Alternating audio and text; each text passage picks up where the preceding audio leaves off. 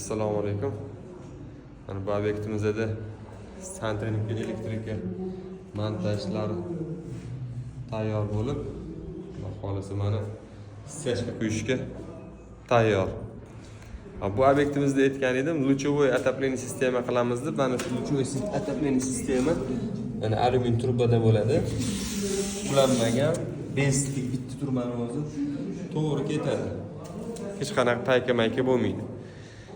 Trubasi alyumin bo'lganning hisobiga batareyasi, suvli batareyasi juda kam bo'ladi. Payka уже to'g'ri o'tdi, paykali sistemani.